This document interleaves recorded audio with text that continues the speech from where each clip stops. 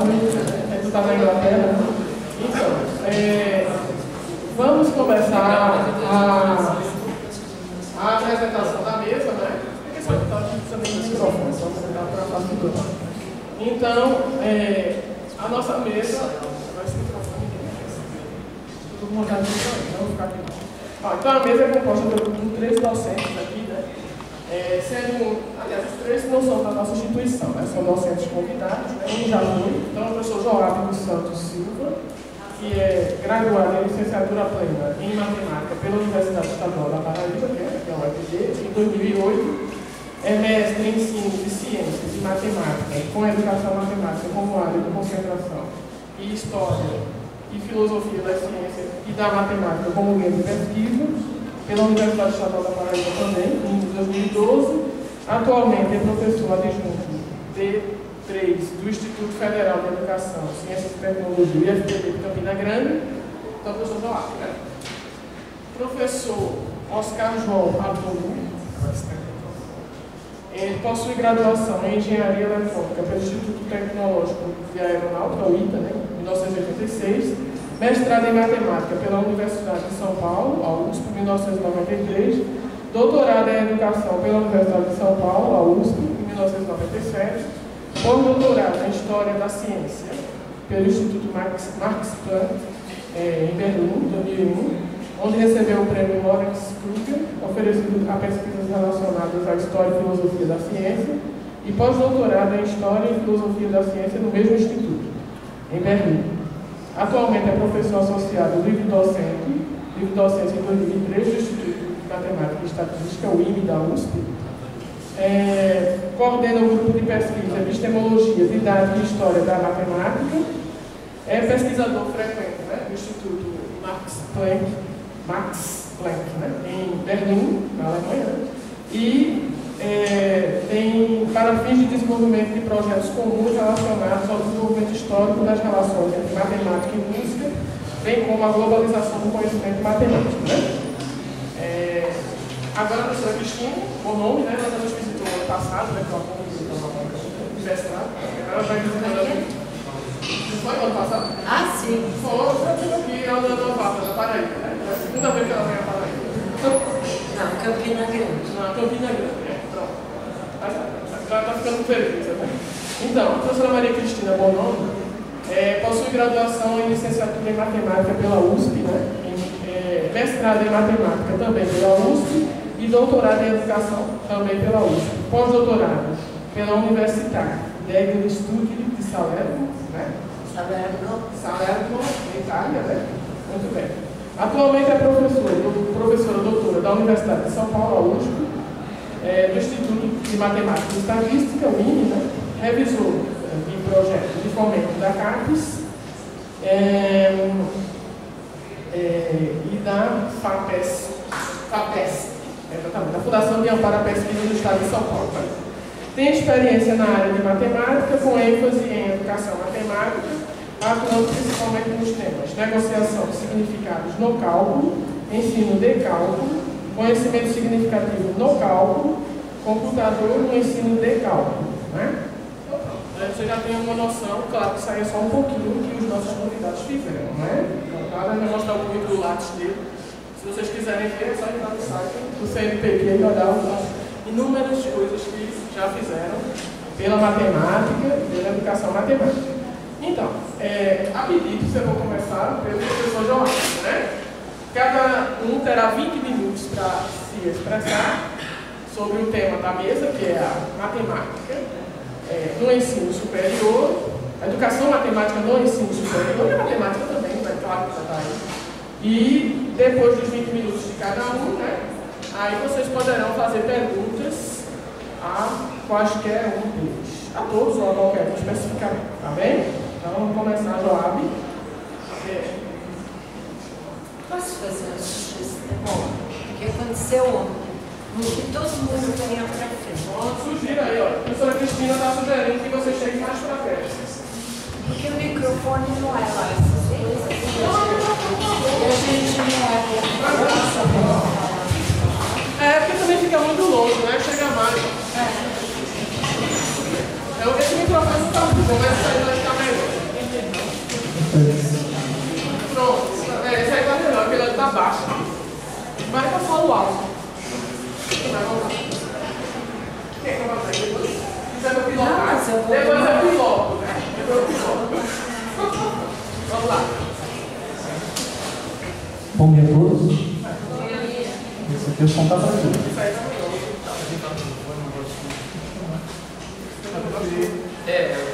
Falar sem, eu falo você. Eu também não gosto desse negócio. Não é? Sem microfone. Eu acho um saco. É verdade, se as pessoas pudessem vir pra frente. Tem alguns que ainda estão um pouco aí. Salles, vem pra Porque, por exemplo, você falar nesse tom, dá pra ouvir, não? Tá. Dá, então. Pra mim não precisa de microfone. Eu posso falar sem microfone, então. Tá. Então vai ser então, né? os que ficaram ali, daquele rapaz de vermelho ali, prato, ainda ficaram não, gente. A gente não vai morder não, pode vir. Não me morde não. Fiquem à vontade. Então bem, pessoal, dentro do tema proposto, vou trazer aqui um pouco das contribuições do grupo francês e do grupo norte-americano e também comando um pouco das pesquisas em torno do ensino de álgebra linear, que é uma cadeira que leciono já há alguns semestres no Instituto Federal do Paraíba. Então, inicialmente a gente devemos pensar em como foi a constituição dessa cadeira, dessa disciplina. E aí a gente remonta então ao século XVIII com os trabalhos do Leibniz. É claro que dentre várias outras contribuições, aí nomes que não aparecem tão frequentemente como Banach, Higgs, mas outros que aparecem frequentemente como Schmidt, o Cauchy.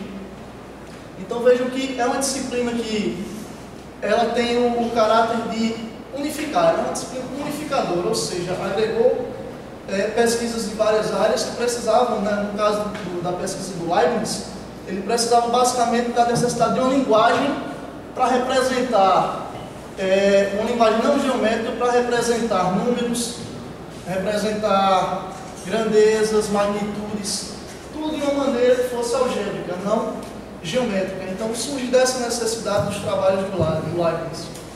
Aí no século XIX, o Grassmann publicou um trabalho que no período não teve tanta repercussão. Esse trabalho teve repercussão posteriormente com o trabalho dos outros, com Banach e Higgs.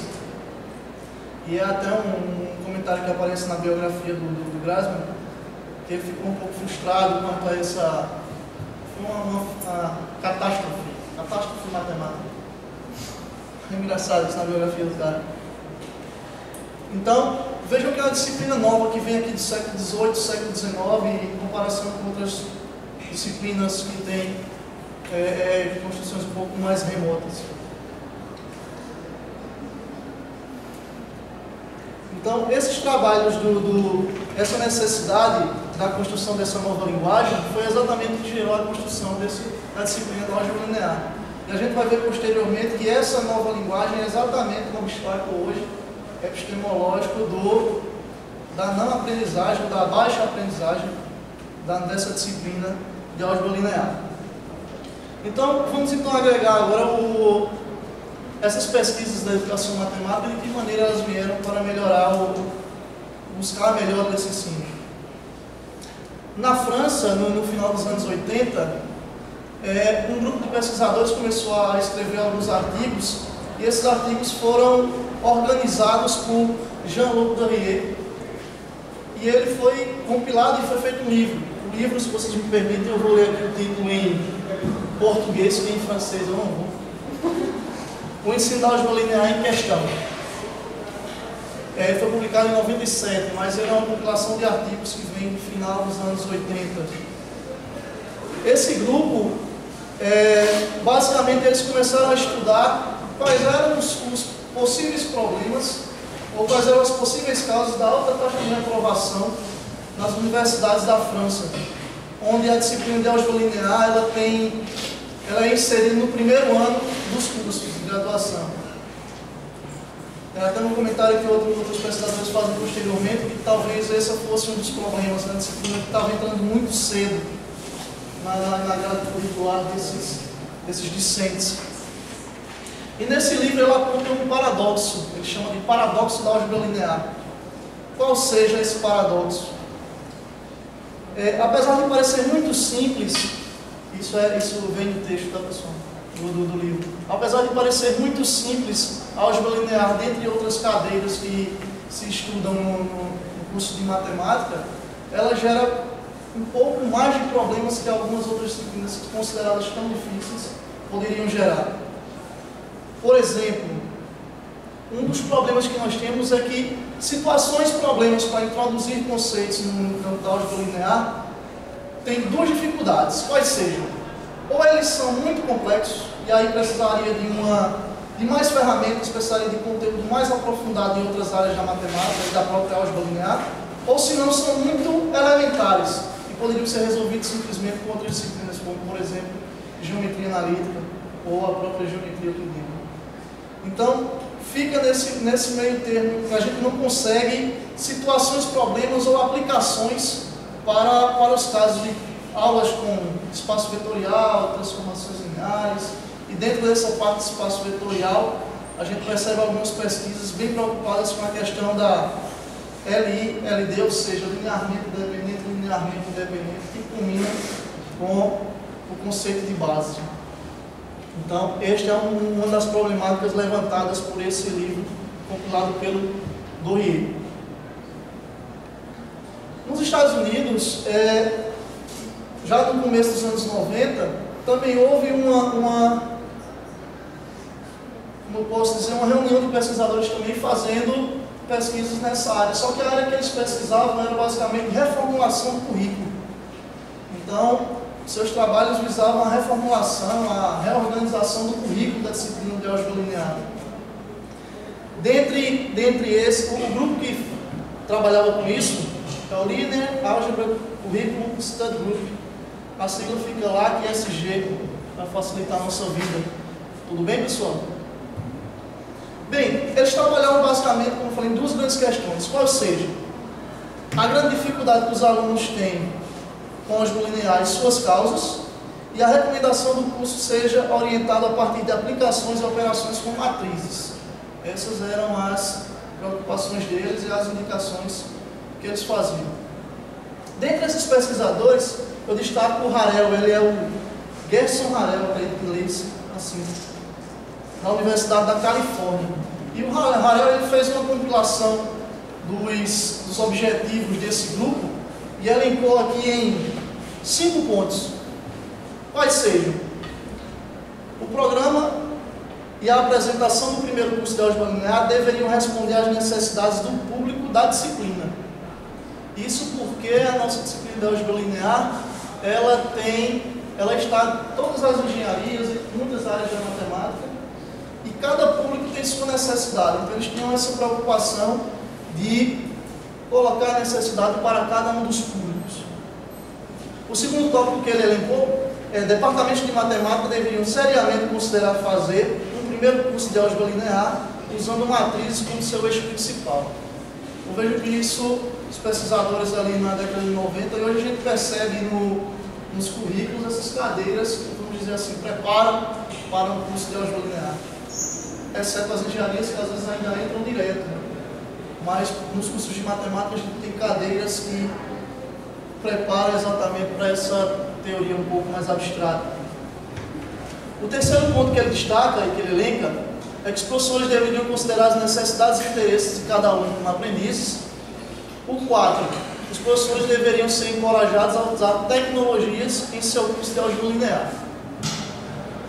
Bem, quanto a esse ponto, as pesquisas que eu pude fazer na revisão de literatura, eles sempre trabalham com a parte, quando usam o software, trabalham sempre com a parte de transformações lineares. E basicamente transformações lineares no plano, 1 ou 2 no espaço. Rotação, translação, reflexão, composição entre essas transformações. Mas veja que gera ainda uma certa dificuldade quando a gente pensa, por exemplo, em pegar o espaço vetorial dos polinômios. Então a representação já não dá para se fazer tão tranquila, essa associação com a geometria, dentre outros outros, espaço das matrizes, por exemplo, também, espaço das sequências. E o quinto ponto que ele destaca é que ao menos um segundo curso em teoria matricial álgebra linear deveria ser uma grande prioridade em todo o currículo de matemática. Então, eu entendo que hoje, por exemplo, o nosso currículo da disciplina de álgebra linear é exatamente o que ele fala nesse segundo curso de álgebra linear. Que é exatamente quando a gente começa ali a partir de espaços vetoriais e vai até produto interno, até o Grand Schmidt e complemento ortogonal. Então a gente percebe a influência dessas pesquisas aí nos anos 90 com exatamente essas reformulações de currículos que a gente observa agora. O Dorier, o nome dele, o Harel, articulou essas recomendações em 4 tópicos, quais sejam demonstração, ou seja, o curso ele é um desafio intelectual, ele tem que ter demonstração no curso, então tem que ter essa parte formal. Duração suficiente para o ensino de álgebra linear, então, para esse grupo de pesquisa, a disciplina de álgebra linear deveria ser suficientemente longa. Acho engraçado esse termo. Suficientemente longo, hoje que seriam 80 horas. E o uso de novas tecnologias educativas. E o quarto ponto que eu destaco nessa perspectiva desse grupo norte-americano é que eles pedem para limitar-se ao trabalho com RN. Algumas leituras feitas, a gente percebe que o fato de trabalharmos tão somente com RN pode estar associado basicamente a essa questão da geometria, entretanto também com o fato de que qualquer subespaço, usando qualquer espaço vetorial, usando uma linguagem da cadeira agora, todo espaço de dimensão finita ele é isomorfo a RN de uma maneira que existe um único espaço vetorial de dimensão finita a menos de isomorfismo. Essa discussão não fica na sala de aula, a gente não consegue chegar tanto com o currículo extenso que temos. De tal maneira que essa parte aqui, eu não concordo muito em ficar tão somente no RN. A gente precisa trabalhar também com os outros espaços vetoriais e termos esse tratamento. Essa questão de trabalhar apenas com RN via isomorfismo seria exatamente um segundo passo, nesse caso um terceiro já, tendo em vista que já trabalhou-se anteriormente com matrizes, determinantes, sistemas lineares. Mas esse grupo, ele quebra exatamente nesses 4 eixos: demonstração, duração suficientemente do curso, uso de novas tecnologias, ou seja, uso de softwares e conteúdo limitado ao RN. A gente percebe nos livros norte-americanos, por exemplo, o livro do Anton Robbins, você percebe uma certa influência nessa forma, nesse currículo. Eles enfocam bem essa questão de trabalhar com RN. Um outro autor, o Dubinsky, colocou um artigo que não vem a substituir exatamente esses artigos do grupo norte-americano, mas ele vem chamar a atenção de algumas coisas, como, por exemplo, ele questiona esse fato de que, essa postura que o grupo tem, de que a dificuldade da aprendizagem está diretamente ligada à inserção da disciplina muito cedo, ou seja, os alunos serem imaturos, vamos dizer assim, para acompanhar uma disciplina com esse porte de formalismo.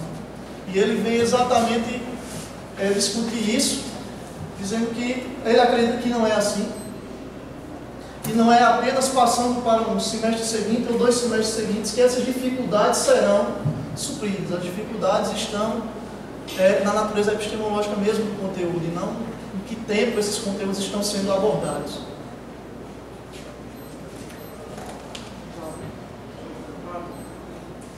Sim, não faz isso. Tem uma tamborzinha na gente. Ah, tranquilo. Tomando as pesquisas francesas, do grupo francês, do Dorier, essas pesquisas culminam numa, como é que eu posso chamar, uma palavrinha, deixa eu ver se é a palavra, vai chegar essa palavra, numa certa organização deixa eu ver se a palavra me vem aqui, pessoal. noção. Ele coloca como noção. Então essas pesquisas do Dorrier, eles combinam com uma noção que eles chamam de alavanca meta. Essa alavanca meta, o meta é exatamente, diz respeito à metacognição, metaconhecimento, eu acredito que seja de conhecimento da maioria, mas se não, refere-se a saber o que sabe. Vamos tentar resumir o máximo possível assim. Tudo bem? E a alavanca diz exatamente a recursos que possam, quando bem colocados e em momentos estrategicamente colocados, possam alavancar o ensino-aprendizagem desta disciplina. E de que maneira a gente pode pensar nessas alavancas metas dentro das disciplinas, dentro dos cursos que nós vimos hoje? Alguns questionamentos que a gente pode perceber.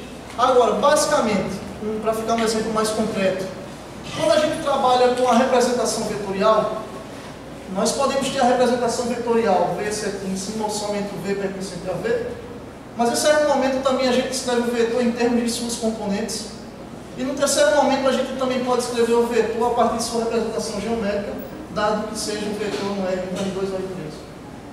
Então, esta quebra favorece exatamente esse salto na aprendizagem. E esse salto na aprendizagem é exatamente essas técnicas que eles chamam de alavanca meta. Além dessa alavanca meta, o próprio Harel coloca 3 princípios para o ensino da álgebra linear. Que é o princípio da concretização, o princípio da necessidade e o princípio da generalização. Acho que os nomes já dizem por si só. Ou seja, o princípio da concretização, o aluno necessita partir de um concreto, e aí é exatamente onde eles ficam muito apoiados no RN.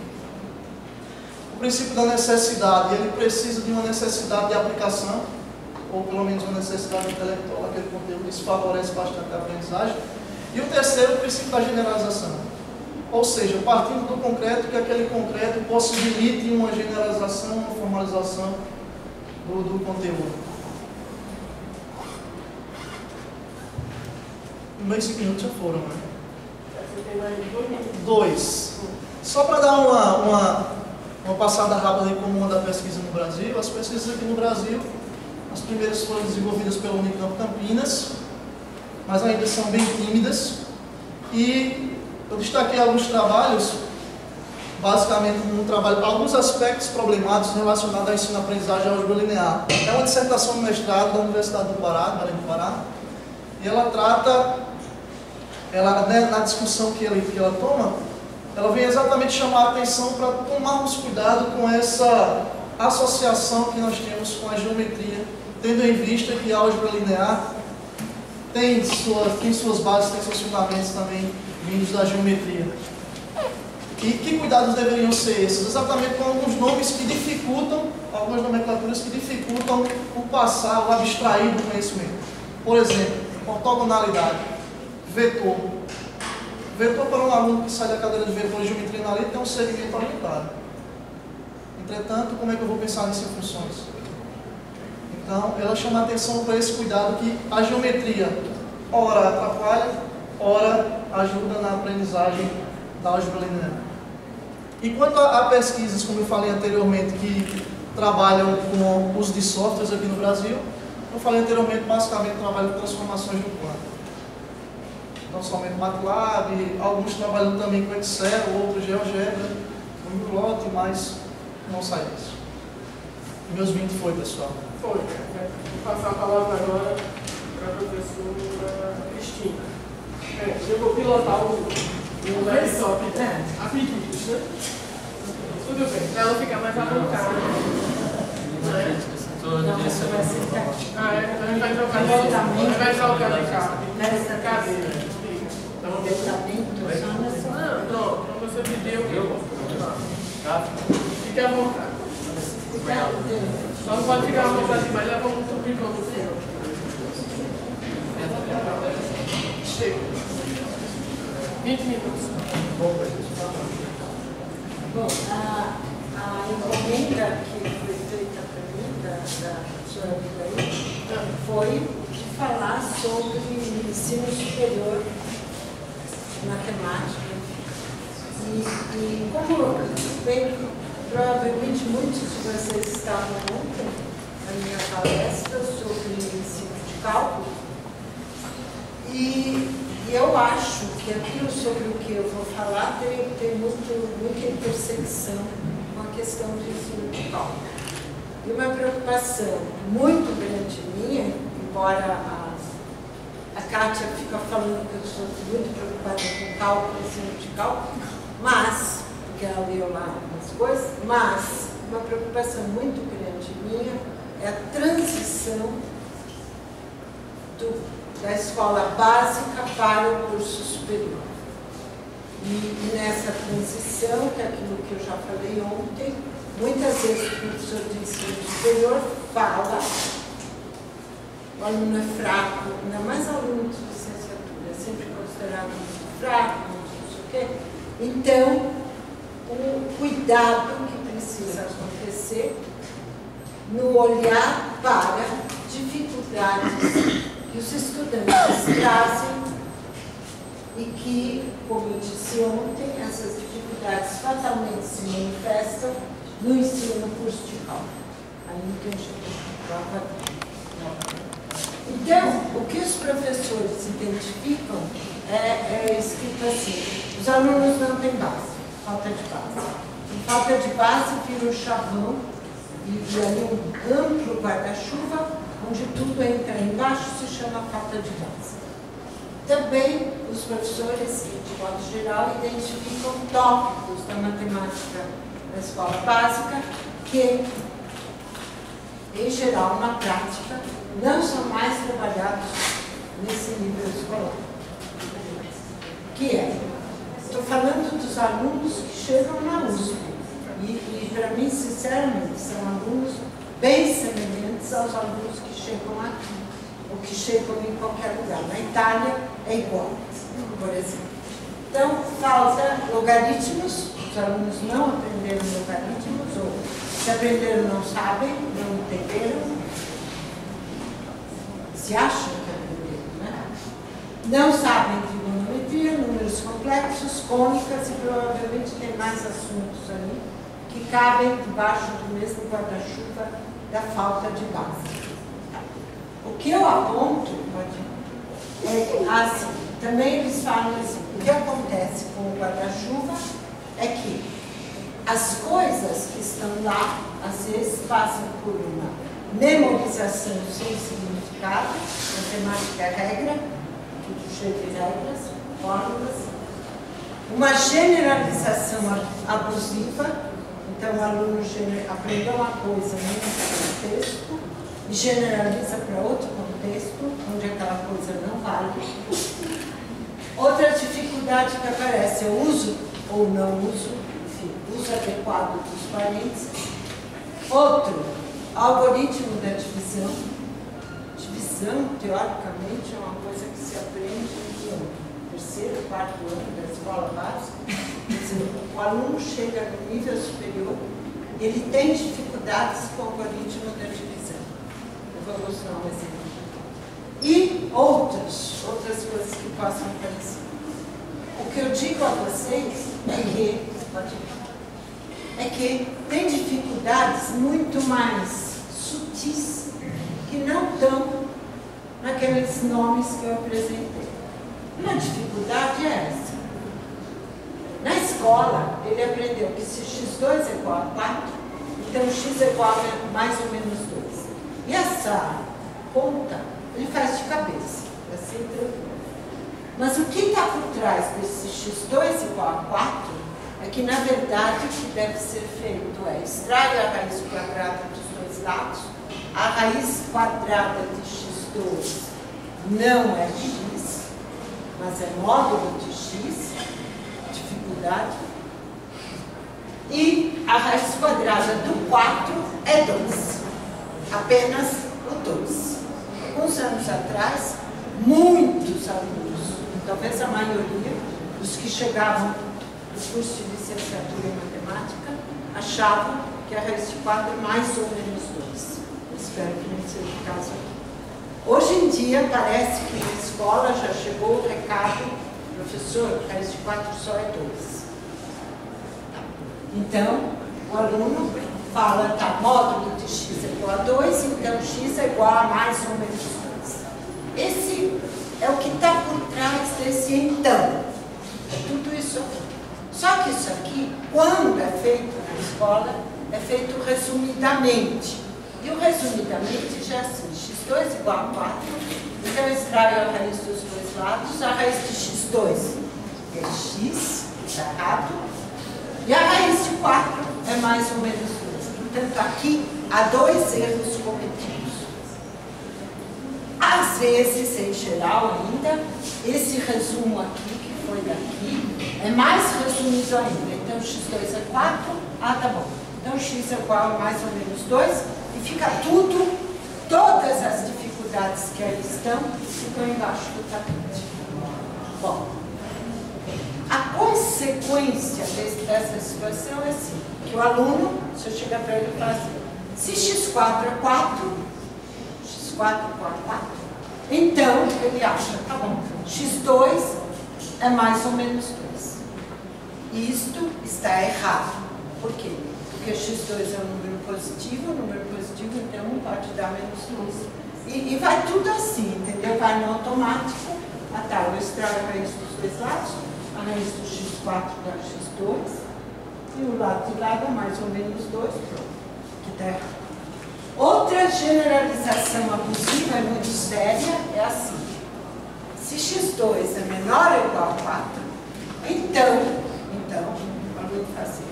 Bom, então, na igualdade, o professor fazia a raiz de x2 dá x, o outro dá mais ou menos 2, percebe como é intrincado? Aí ele põe, tá, se x2 é menor ou igual a 4, então x2 é menor ou igual a mais ou menos 2, o que não tem o menor sentido. Esses são erros ou dificuldades que aparecem no aluno que está iniciando o curso de cálculo. Outra questão é assim, chega para o aluno e pergunta, verdadeiro ou falso?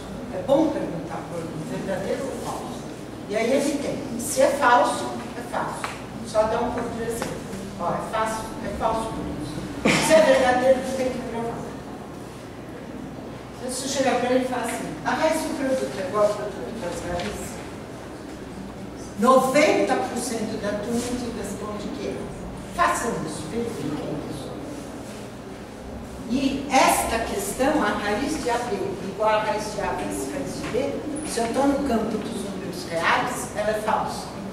Por exemplo, pego o A igual a menos 4, o B igual a menos 9. O produto dá 36. Raiz de 36, beleza, é 6. Raiz de menos 4 não existe em R. Raiz de menos 9 não existe em R. E o 6, então, não pode ser igual ao produto de 2, não existe. Entenderam? A questão da raiz do quociente é a mesma história. A raiz do quociente, eles falam, é o quociente das raízes, verdadeiro ou falso? Verdadeiro. E é falso. O mesmo tipo daqui. A raiz de A ao quadrado, essa é típica. Esse expoente aqui, ele entra a sala, ele faz assim, tranquilamente. De novo, essa afirmação que está aqui é falsa. No conjunto dos reais. A raiz de A ao quadrado, eu posso ter o A igual a menos 4, ao quadrado é 16, raiz de 16 é 4, beleza? E do lado de cá, raiz de menos 4 em R não existe. Tá?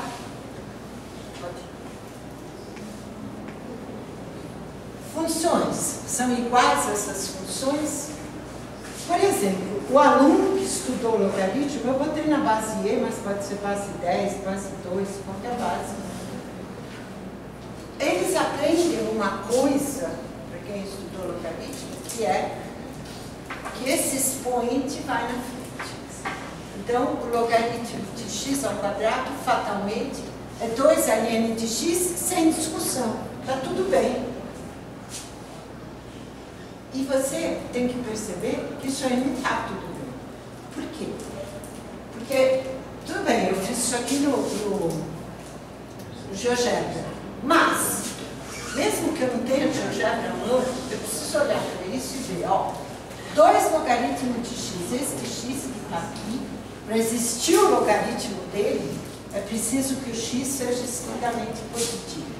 Logaritmo é uma função só definida para o logaritmando o argumento estritamente positivo.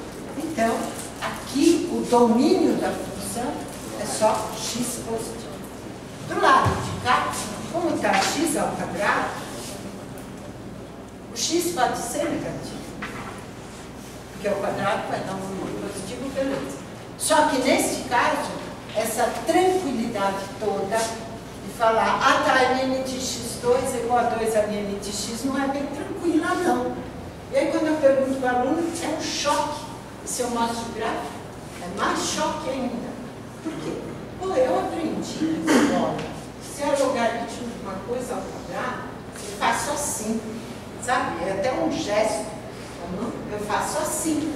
É uma tal regra também do tombo, parecida com a que tem na derivada, produto regra. Aí eu mostro isso e falo assim, pô, o professor da escola falou errado. Então não é verdade. Percebe? Mas não é verdade, porque eu estou vendo que não é verdade. Então o professor lá me ensinou errado, o professor me enganou. Quer dizer, essa questão precisa ser discutida um dia.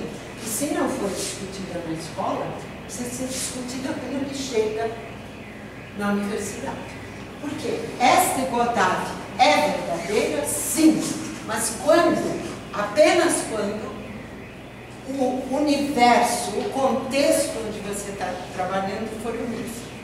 Como o lado de cá só existe para x positivo, então a tal igualdade de limite x2 igual a 2 a limite x é verdade para x positivo. Só. E não é sempre. Entendeu? Esse exemplo é o mesmo caso. Quer dizer, se olha para isso aqui, x2 menos 9 sobre x menos 3, toda a vida, desde o fundamental 2, eu acho, ele simplificou e deu x mais 3. E aí? Esta fração é igual a isso? Ah, sim, o professor disse que é. Que eu fatório lá, corta, beleza? Deu x mais 3. Aí, ele olha o gráfico. Bom, esta função está definida no R todo, domínio real, e esta função está definida para todos os reais, exceto o 3. Por quê? Porque no 3 o denominador dá 0. Então, de novo, as duas expressões são iguais, apenas onde as duas estão definidas. Tá bem? E essa aqui definida em todo R, ok. Mas se essa está definida em R menos o 3, é o conjunto dos reais menos o 3, que é a igualdade real. Bom, essa é uma situação que gera vários problemas. Até hoje de manhã, ontem, não sei, conversando com o Bigode, até que vocês conheceram, até falei para ele que ele tem que cuidar de fazer aparecer essa questão no livro didático da escola. Olha, fração, vocês estudaram, todo mundo estudou na escola básica, beleza. E todo mundo sabe, ainda mais quando você chega no ensino médio, trabalhou número racional, então um número que pode ser escrito na forma de uma fração, A sobre B, onde A e B são inteiros, B é diferente de zero, ok? A e B são inteiros, então o numerador e o denominador, se são números inteiros, um deles ou ambos podem ter sinal negativo, ok? Então, por exemplo, se eu olho para a fração menos 3 dividido por 4, é a mesma coisa que se eu olhar para a fração 3 dividido por menos 4, que é a mesma coisa se eu olhar para a fração menos 3 quartos. Quer dizer, dentro, quando você olha para a fração, na verdade verdadeira, tem 3 sinais envolvidos. Um é o sinal que está aqui na frente e 2 sinais que estão aqui. Esse 3, que eu só escrevi 3, ele é mais 3, esse cara é mais 4. Então, tudo isso aí, trabalhando com esses sinais, te dá a fração menos 3/4. Mas na escola, a gente nunca viu, fração escrita assim, 3 dividido por menos 4. Então já é um problema. Opa, como é que é? Aí vê assim ou vê assim. Bom, essas coisas aí desses sinais, sem essa discussão, o que acontece? Aí você dá uma operação para o aluno, que é uma fração menos 3/4, mais uma fração 15/16. Enfim, como eles fazem todas essas coisas sem cálculo mental, então ele fala assim, eu tenho que achar o mínimo entre 4 e 16 é 16, 4 dá 4, vezes 3 dá 12, 16 dividido por 16 dá 1, 16 dá 15. Este menos que estava aqui, o aluno não enxerga como um menos que poderia estar aqui. Claro? Ela escrita assim, a fração, gera problema nessa operação. Por quê? Porque ele deixa esse menos ali, ele estava lá na frente, deixa ele na frente. Ou seja, esse resultado que dá menos 27 sobre 16 e que é um resultado impossível de ser. Por que é impossível de ser? Mentalmente era bom ele estimar esse resultado. Isso aqui, 27 por 16, é um número. 27 sobre 16. É um número que dá mais do que um inteiro. Portanto, aquele número, menos 27 sobre 16, é menor do que menos 1. Ok. Do lado de cá, você tem uma fração que é menos 3/4. E aí, nela, você somou uma coisa. Então, vai te dar uma fração que é maior do que menos 3/4. Portanto, esta fração do resultado não pode dar um número menor do que menos 1. Só que como essas reflexões de cálculo mental, de estimativa, essas coisas não existem, o aluno não está habituado a fazê-las,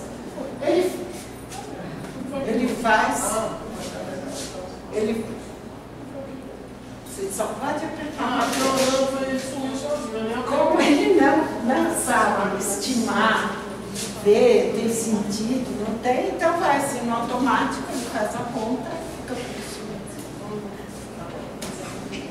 Bom, outro problema que os alunos trazem é uma aproximação não correta dos números irracionais. Quer dizer, aqui tem mais uma dificuldade envolvida que é a seguinte.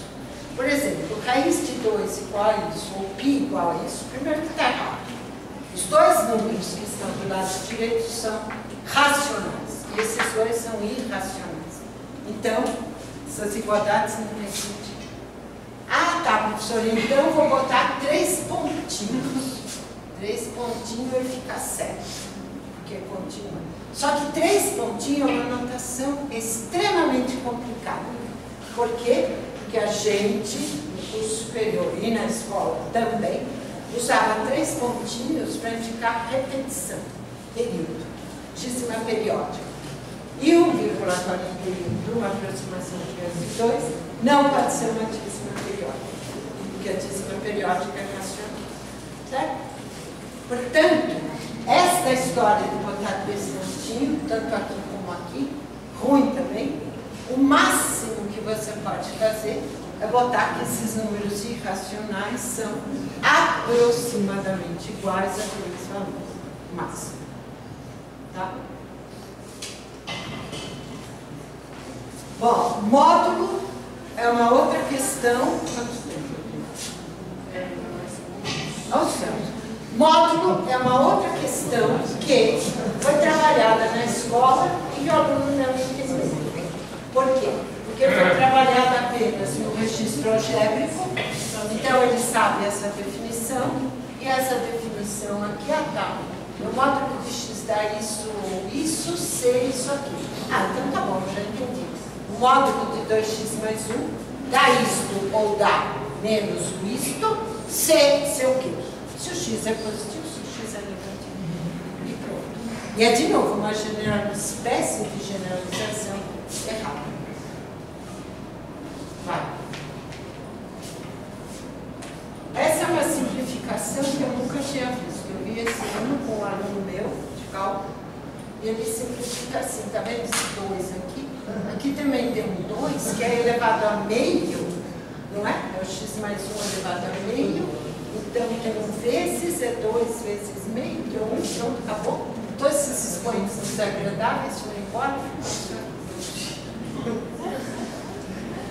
Essa aqui é mais conhecida, enfim, mas continua aparecendo. Raiz de x fora. Sim, divisão, que eu falei, o aluno não sabe fazer divisão. Quando faz esse algoritmo, que é outra coisa que é decorada desde sempre, que ele não sabe por que ele faz assim, então ele fala assim, tá, 90 por 45 deu 2, resto 0. Abaixo o 9. Abaixo o 9. Tá. 9 dividido por 45 não dá. Então, baixa o 4, 94 por 45, dá de novo 2, sobra 4, 45, não. Pronto, fiz a divisão. Qual o problema dessa divisão que está errada? Primeiro que fizeram decorar mal como é que faz divisão. Mas, aqui tem uma outra questão. Quer dizer, se ele olhasse para 45 vezes um número que está perto de 200, 45 vezes 200, então 2 vezes 45 dá 90. Depois tem 2 zero, dá 9,5. Essa estimativa o aluno não sabe fazer. E por isso ele erra e nem percebe. Assim, essa coisa aqui é uma coisa que me incomoda muito. O exemplo que eu vou dar é de cálculo e é uma coisa assim, existem uns livros que o autor vai desenvolvendo o assunto e daí de repente ele faz em resumo. Quando ele fala em resumo, aí vem umas bobagens. Porque no em resumo, ele só põe o que importa, o fim da história, a conclusão. Só. Se eu perguntar para vocês aqui, de novo, eu acho que a maioria dos que são alunos, que já fizeram cálculo há alguns anos, guardam na memória uma coisa assim. Vocês podem fazer que sim com a cabeça para confirmar. O limite da soma é a soma dos limites?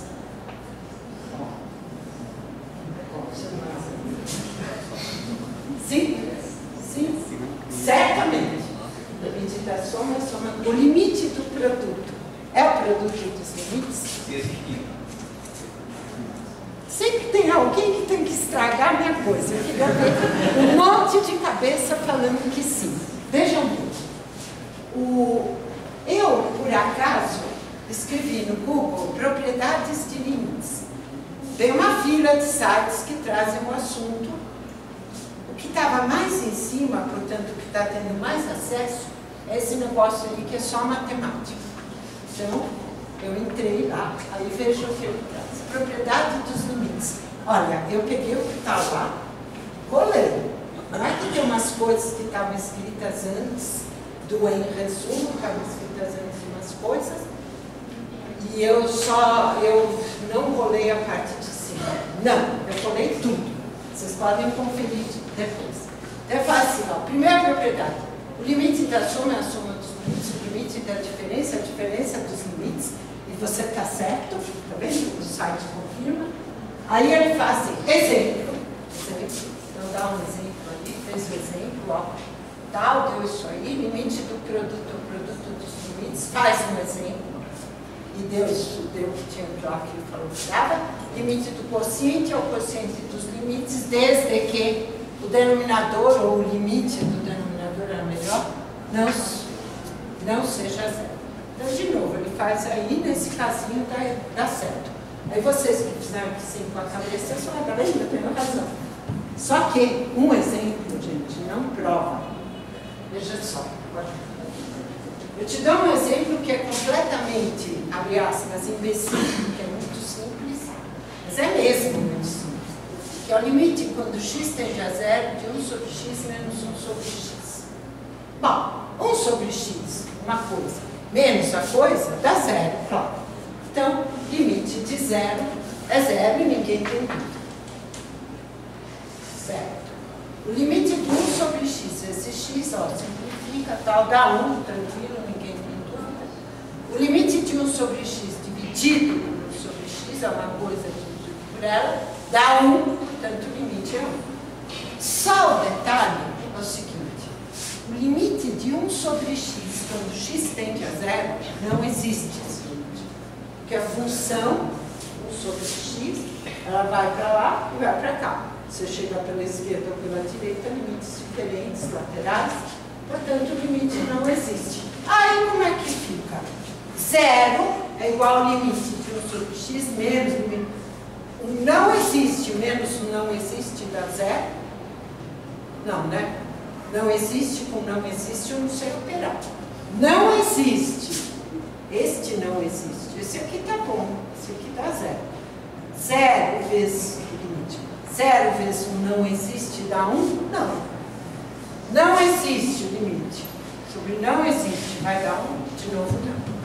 Quer dizer, essas conclusões são muito perigosas. Eu me lembro de uma conclusão que eu via no livro didático da escola no meu tempo. No meu tempo. Eu acho que hoje em dia não tem mais. Mas é por isso que eu não coloquei aqui, porque eu não posso afirmar. Mas na época era assim, raiz índice M de A elevado a M, corta o M dá A. Isso está dentro de uma janelinha, portanto se tornou uma imagem. E tudo que é imagem é melhor, o aluno guarda na cabeça. Só que o autor estava errado? Não, porque o autor, antes de fazer essa história da raiz, ele tinha escrito umas coisas aqui. Dependendo do sinal do A, dependendo do se o expoente é par, é ímpar, enfim, ele fez umas conversas lá, mas a conversa não faz parte da imagem. A imagem gruda, de novo, entra no aluno e fica. Então, ainda mais se essa imagem está dentro daquele retangulinho feliz, que aí, nossa, eu acho que acabou. Que é mais impressionante. Bom, isso aí se faz assim. Qualquer um desses erros que eu apontei, se faz assim, meu aluno está no primeiro ano, ele não sabe lidar com fração. Meu aluno está no primeiro ano da faculdade e não sabe fazer divisão. Meu aluno está no primeiro ano e não sabe. Gente, não basta falar não sabe. Tem que olhar para isso que você está vendo que ele não sabe. E você falar assim, quando eu tenho que respeitar. Primeira coisa, respeitar o erro do aluno. Não é problema assim que faz assim, você não sabe esse negócio? Vai lá e estuda, vai lá e faz de novo. Eu tenho que me entender com ele e resolver o problema que ele está me apresentando. Isso é uma coisa. Segunda coisa, você professor, você tem que falar, mas por que ele está errando isso? O que acontece? Aquele Ln de x2 igual a 2 Ln de x, assim, barato? Por que ele fala isso? Você tem que compreender o que está por trás daquilo. E, finalmente, você tem que resolver o erro, porque você quer que o aluno aprenda aquela história. Tá bom? Tá bom.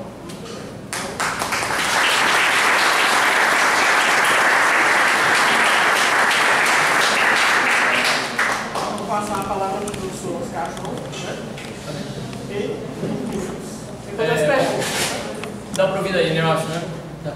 Eu agradeço a vinda aqui, eu dando continuidade aqui às falas, eu ia apresentar uma coisa muito ligada à minha experiência no ensino, que é basicamente no ensino superior. Eu dou aula há 25 anos, especialmente na USP também. Então mas não vou especificar tanto coisas de alguma disciplina do ensino superior. Né? O Joab fez um apanhado de preocupações com a taxa de aprovação e como reparar certos problemas. A Cristina fez um apanhado especialmente do cálculo, mas isso pode ser levado para outras áreas e que e que, no certo sentido, existem uns padrões ali que se repetem não só em cálculo, mas em outras disciplinas. E eu vou, talvez, mostrar assim, o meu envolvimento com o ensino, e a partir daí o que me interessou, o que me levou a me interessar por educação matemática e a relação com o ensino. No caso, eu só vou falar do ensino superior, que é a minha experiência no ensino superior, né? Bom, a educação matemática, ela não tem uma obrigação necessariamente com o ensino. Se trabalho de educação é uma coisa mais ampla do que o ensino. Mas eu considerava, assim, né, isso lá quando eu comecei a dar aula, em 89, 90, né, e que eu comecei a dar aula especialmente de cálculo e aquelas disciplinas do início da faculdade da universidade, álgebra linear, etc. Comecei a ter uma preocupação muito com algumas dificuldades e nessa minha trajetória eu me preocupei muito com a educação e particularmente com a educação matemática, pensando naquela época, tá? Acreditando naquela época que essa educação matemática tem um propósito de uma melhora do ensino da matemática para todos, né? E por uma questão pessoal eu tive esse interesse, porque eu acreditava numa educação vital, uma educação no sentido humanista, particularmente talvez eu pudesse aplicar isso em matemática. Então, na minha visão daquela época, eu ligava muito a educação matemática ao ensino de matemática, tá? E é um pressuposto que eu tomei, que me levou, inclusive, a fazer uma tese de doutorado na área de educação, etc, etc. Bom, na condição de aprendiz e depois de matemática, né, eu percebia, especialmente em matemática, que eu acho que é um campo forte para isso, uma certa prevalência, minha visão desta, assim, do pensamento dedutivo em detrimento do pensamento analógico. E aí, considerando a experiência pessoal, em que eu, de certa forma, valorizei muito o pensamento analógico, né, me preocupou um pouco isso e resolvi me dedicar a tentar, como é que eu posso, de alguma maneira, teorizar esse pensamento analógico na sala de aula. Mas naquela época eu não tinha nenhum conhecimento de educação matemática, eu não fazia matemática, inclusive fazia mestrado em matemática, na área de superfícies mínimas, com o professor Plínio. Mas na minha aula eu sempre usei muitas analogias, espontaneamente, é uma coisa natural em mim, usar analogia, embora eu percebesse essa tendência geral do pensamento dedutivo, né? Isso, na verdade, não só em matemática. Matemática talvez seja um espaço mais, digamos assim, fértil para perceber isso, até porque a dedução, ela é um instrumento de validação matemática, é um instrumento de verificação, é aquilo que legitima uma verdade matemática. Mas no processo de criação ou de resolução de problemas, isso é apenas uma parte. Tem uma outra parte, da heurística, né, que vai envolver analogia, sedução, particularização, generalização, enfim, tudo no nível conjectural, mas é que seria uma parte, digamos, irracional da matemática, né? Como fala o Popper, né, em todo processo criativo existe sempre uma componente irracional, né? Então essa outra parte que eu via assim menos favorecida me interessou e eu resolvi fazer uma tese de doutorado ligada a isso, né? Essa coisa da dedução também eu acabava percebendo um uso meio burocrático disso até.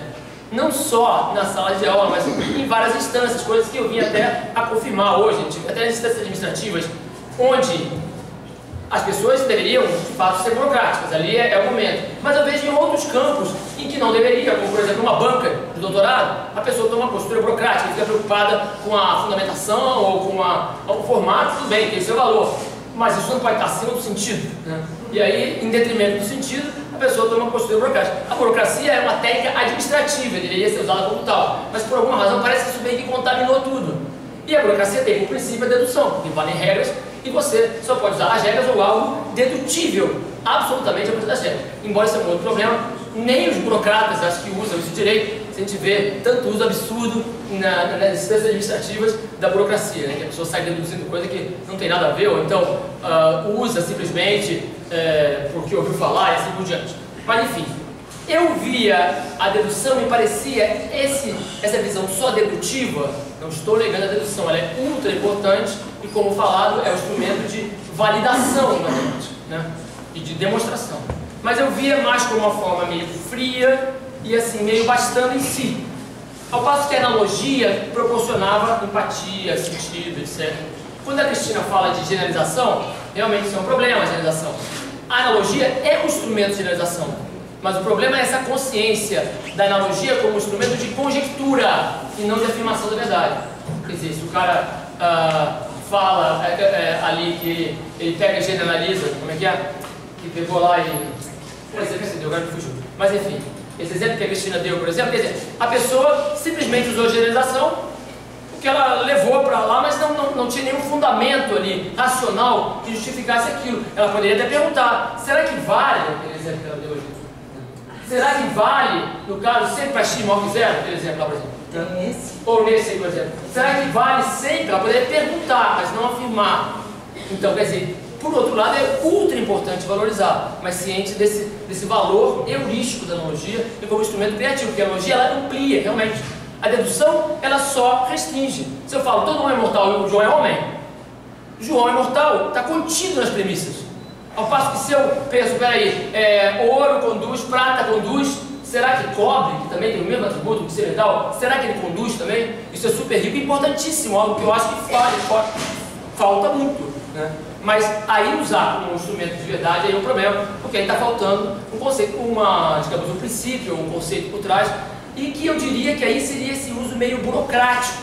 É uma tendência de uma algoritmização generalizada, né? O aluno usa aquilo, ele vai usando, enfim. Se uma criança fala se eu isse, eu acho ótimo, porque ela desconhece a norma culta, que não tem nada, é como uma moral, é aquilo e acabou, ninguém explica por quê. Se eu fosse, ele era estranho. Eu até estou mais com a criança, que ela fala se eu isse, essa criança é lógica. Mas não é o caso de matemática, porque ali existem princípios por trás que regem, né? Outra coisa que também tem a ver diretamente com o que você já falou, daqui a coisa lá, soma dos limites, limite da soma, etc. Quer dizer, tem um pressuposto ali que tem que existir os limites, por exemplo. Mas na verdade, em qualquer situação matemática tem um pressuposto. Você sempre está dentro de alguma teoria que pressupõe axiomas e postulados. Então você fala, a soma dos ângulos do triângulo vai ser 80 graus. Né? Geralmente eles aceitam isso, mas isso dentro da geometria euclidiana, fora não. Então essa consciência de que você tem um compromisso apenas com a consistência é importante. Agora o outro preço disso, 10 reais. O preço disso seria que você teria uma matemática que no processo de validação ela fica destituída de sentido. E ela não precisa mesmo. Se eu pego lá hipóteses e demonstro aquelas hipóteses, eu não preciso ter nenhum sentido, desde que a demonstração seja uma sequência de silogismos, ou seja, uma sequência de raciocínios puramente dedutivos. Está correto, agora, não tem nenhum problema nisso, é legítimo isso. Mas isso, de certa forma, esvazia um pouco de sentido num contexto didático, que na verdade, se você está tentando de alguma maneira fazer as pessoas pensarem, ou sei lá, você nem teria essa pretensão de fazer, mas se ali a ideia é pensar é uma coisa livre, que vai envolver tudo, analogia, indução, tudo completamente solto, e o que te rege ali no pensar seria o sentido, uma certa racionalidade, até você chegar no processo de demonstração, que é uma característica matemática. A matemática que controla é a consistência. Na história são os documentos, quer dizer, contradição em matemática. Em física, o fenômeno controla. Em educação, aí veio uma coisa que esbarrou, que é o fato de que os fenômenos educacionais têm uma componente de irracionalidade muito grande. E aí foi um choque que eu tive aqui. Deixa eu continuar minha história, que acabei interrompendo. Tá. E agora tem pouco tempo, você vai acabar. Bom. Então sempre eu passei na analogia e dedução. Resolvi me dedicar à analogia. Tá? Para mim é extremamente importante, é a maneira de munir de semântica a aula. Começava a fazer a analogia. Eu percebia que existia um envolvimento grande dos alunos no ato de fazer analogias, né? Das mais diversas possíveis, de aproximar contextos longe daquele contexto que era o conteúdo para a sala de aula. Tá? Ao passo que na introdução eu sentia que eles talvez tivessem mais segurança, né? Não vou chamar de segurança, mas não atraía tanto assim. Eles tinham a segurança em ter um algoritmo, isso sim. Quer dizer, ele queria o algoritmo que resolvia. E no processo de criação, geralmente você tem um problema, tem algo para resolver, vai envolver conta, argumentação, processo de construção, até você chegar à demonstração. Né? Bom, aí resolvi fazer doutorado em educação matemática. Né? Na época tive o professor Seiji, no IME, era uma pessoa com quem eu conversava muito, existia um entusiasmo muito grande na década de 90, né?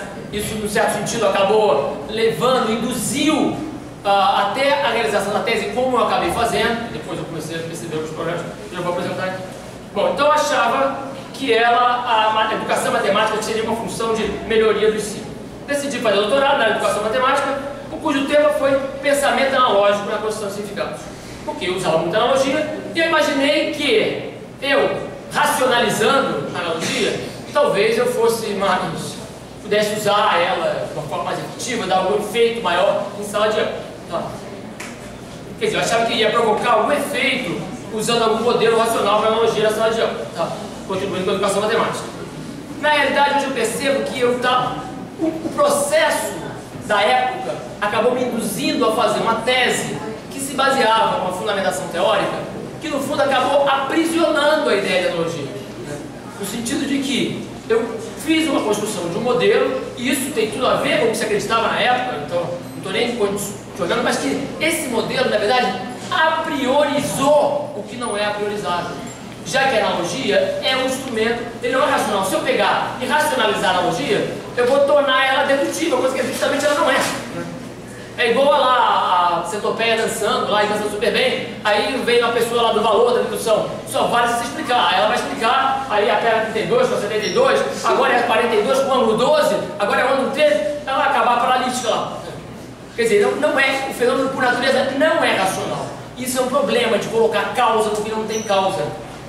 Não estou negando o que se pode fazer, mas talvez isso me levou a perceber no meu trabalho, isso depois, e não só no meu trabalho, mas muitos trabalhos que tentam fazer um uso a priori da educação sobre fenômenos que não são a priori, né? Que, pelo contrário, o que vai acontecer em sala de aula, tudo bem, é uma coisa meio assim, não dá para você prever tanto, até porque nem dá para fixar só no cognitivo. A sala de aula tem um monte de elementos em jogo, sociais, existe um fator que, digamos, polariza a aula, que é o fato do cara ter a nota, o cara quer passar, ele às vezes faz um curso, não sei aonde, mas ele está pensando no mercado, no trabalho, então ele quer uma coisa que facilite para ele passar no exame, até porque ele sabe que está numa sociedade que é toda estruturada em estrutura de julgamento, e que ele, para estar numa posição razoavelmente reconhecida, socialmente falando, ele vai ter que passar por aquelas etapas. E o que garante passar? O exame. E o exame é o quê? Passar no exame.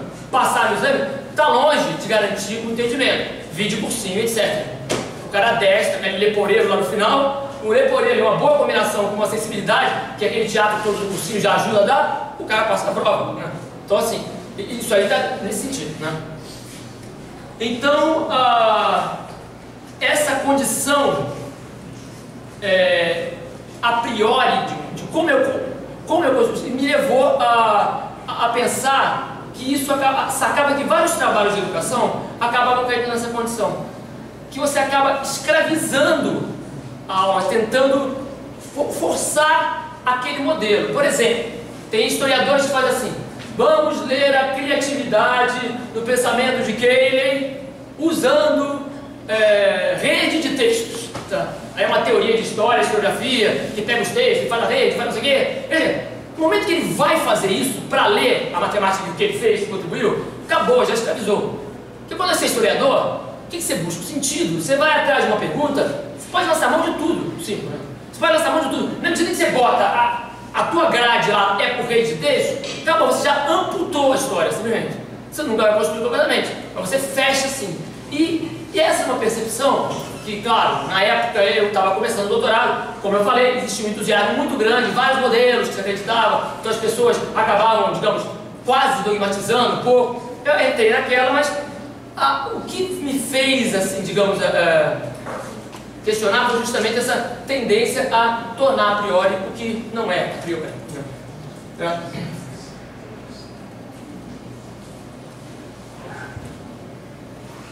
E aí a gente vê isso aí em várias situações. Por exemplo, quando você... Eu não vou dar todos os exemplos assim, mas o exemplo que a Cristina falou, por exemplo, não acho que esse não deu esse exemplo. Você está num problema lá, aí você tira uma raiz quadrada de um número lá. O problema já estava lá, você entrou, você interveio no problema, foi uma cirurgia. No momento que eu entro, eu faço uma intervenção e eu precisei tirar uma raiz quadrada, eu precisei dividir por x, por exemplo.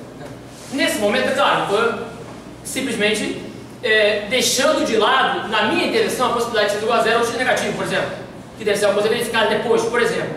Mas isso é usado de uma forma que a pessoa vai usando, não ter esse rigor sobre a intervenção dele, que é essa ciência de que qualquer intervenção que eu vier fazer, existe um efeito colateral, digamos assim. Né? E a questão do pensamento analógico era uma coisa que eu quis buscar o sentido disso.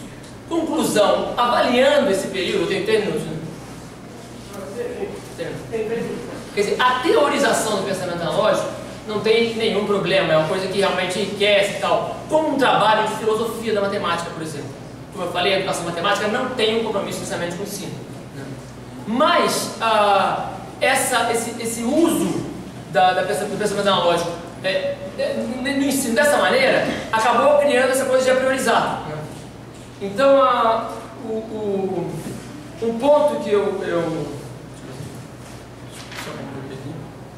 eu gostaria de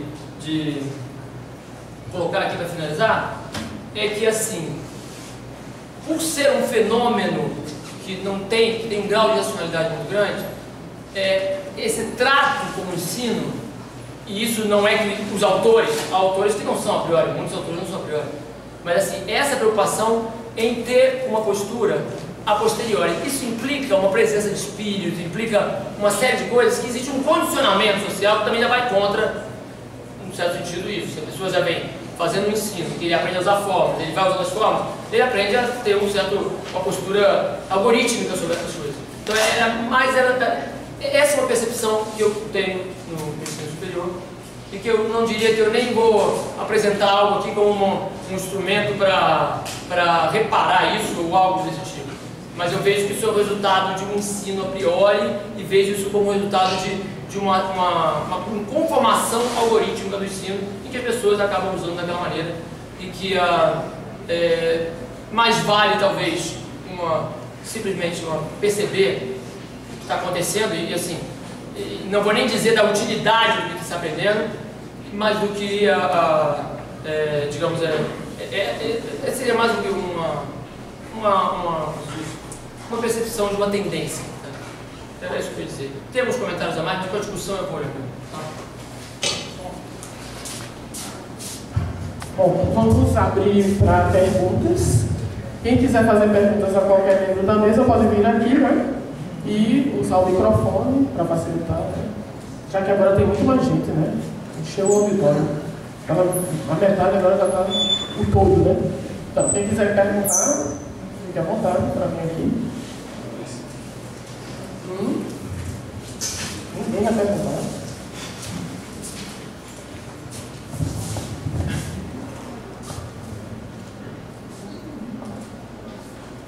Ninguém tem nenhuma dúvida, nenhum esclarecimento. Não vai.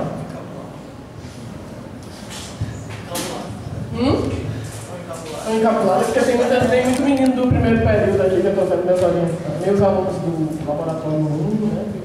Outros que eu não conheço, mas deve ser. Tem cara de que são novinhos, né? Aí estão tímidos, né? Por exemplo, Zé me perguntou, uma evidência dessa coisa que eu falei do a priori, né? Ou, não só do a priori, mas também dessa coisa do aluno estar de fato entrando na argumentação de cálculo. É muito comum numa aula o aluno perguntar: eu posso fazer isso? Aí você vai ver o posso, geralmente é um posso, quer dizer, você me dá permissão para fazer isso. Quer dizer, como se eu fosse a autoridade que permitisse ele fazer aquilo e não a consistência, uma teoria que ele está, enfim. Tá? Então, assim, existe isso, claro, isso é um fator, por exemplo, que digamos que nesse processo vai, assim, interferindo, né? É como se tivesse que limpar tudo, moral, qualquer coisa que não dá para explicar e ver o que sobra. Isso também é um perigo para não sobrar nada, né? Mas assim, isso é um problema. Mas assim, é uma coisa que eu vejo que eles querem resolver.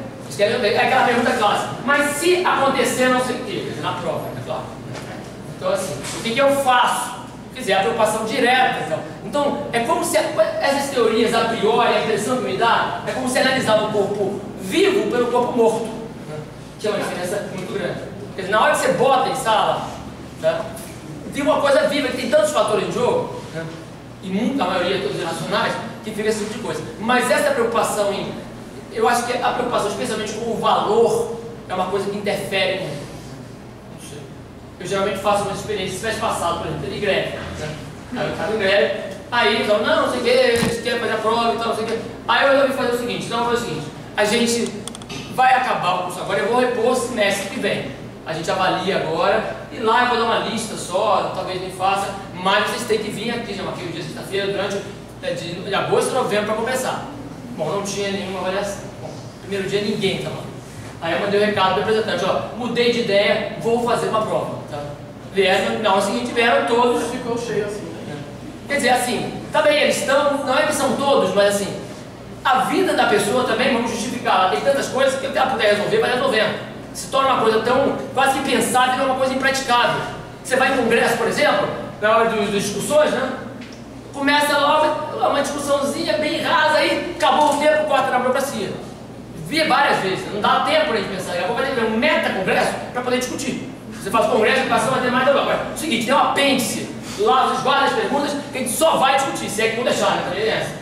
Também parece falar a verdade, pensar é uma coisa meio complicada no dia. Mas agora a gente tem ainda 20 minutos para fazer essas coisas. Ai, vem cá, tem 20 minutos. Quer ficar? Não, pode falar daí. É para a professora aqui. Professora Cristina, Isso. da USP.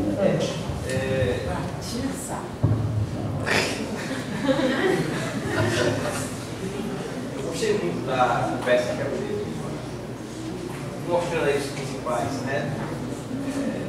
As principais situações que aparecem. E eu gostaria que ela fizesse um comentário sobre os atuais livros didáticos que nós utilizamos, que muitas vezes é a única ferramenta que o professor tem. E não é difícil encontrar vários com esses tipos de casos escancarados. Né? E aí eu gostaria que ela comentasse e desse aí qual a sua visão com relação aos materiais didáticos que aparecem nas nossas escolas, que queira ou que não queira, contém algum tipo de situações parecidas com essa que foi colocada aí. Como, desculpa a pergunta, como lidar? Você é professora? Ensino básico, sou professor. E o ensino superior você já acabou? Já. Ok. Zé, eu acho que essa pergunta cabia bem com o Bigode. O Bigode foi para Recife. Você sabe que assim, de ensino básico, não é que eu mexo muito com esses livros, entendeu? Eu olho alguns, às vezes eu ganho algum, aí eu vou ver como é que o autor faz. Aí eu tenho um aluno, por exemplo, que eu tenho uma menina que faz iniciação científica comigo, e aí sobre números reais. Então tá. Aí eu peço para ela ir olhar no livro da escola como é que é feito o tratamento dos números reais. Assim, a minha prática com o livro didático da escola básica meio que para aí, eu não sei. Você me pergunta como é que o livro didático faz a divisão. Não sei. Agora, o que eu sei é que muitas vezes você tem um algoritmo, o professor mesmo, porque o aluno me traz isso. Ele faz um monte de operações, mas não aparece aquela divisão e aparece um zero no quociente. Então ele sabe o algoritmo quando não tem problema que eu apontei. Quer dizer, você, por isso que eu falo que o Bigode, porque aí o Bigode poderia dizer para você como é que aparece isso no livro didático. Porque aqui, ó, ele fez 90 dividido por 45, dá 12, beleza. 2 vezes 45, o resto zero. Baixa o 9. Aí ele fala assim, 9 dividido por 45 não dá. Essa a expressão que o aluno usa. 9 por 45 não dá. E não é que 9 por 45 não dá. 9 dividido por 45 dá 5, dá 0. Então aqui Ele tinha que ter feito 9 dividido por 45, dá o quê? Dá 0, põe o 0 aqui. 0 vezes 45 é 0, então se subtrai do 9, sobra 9. Percebe? Só que essa coisa que eu fiz, ó, porque tem que pôr o 0 aqui. 0 vezes 45 dá 0. Porque apareceu um 0 aqui embaixo. 0 aqui, então, 9 menos 0 dá 9. Aí abaixo 4, aí a divisão continua. Só que tem uma questão da economia, sabe? Que é uma economia que às vezes atrapalha. Porque na hora que você fala, ó, 9 por 45, não dá? Primeiro que dá 0. Aí deu 0, essa questão desse 0, você tem que fazer a conta e botar ele aqui.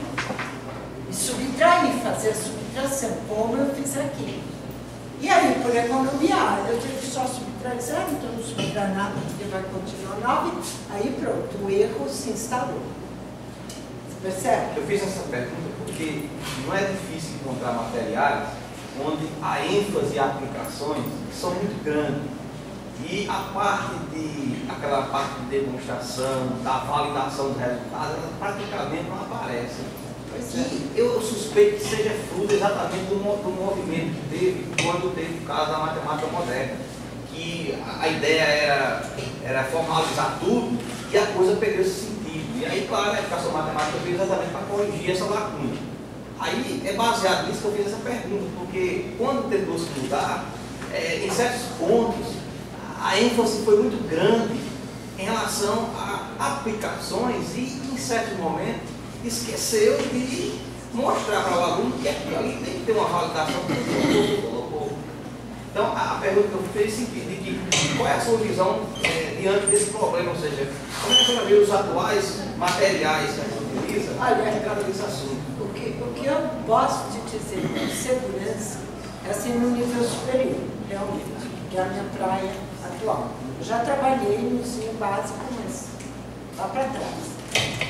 E quando eu falo do ensino superior, a perspectiva, em certo sentido, é igual. Por quê?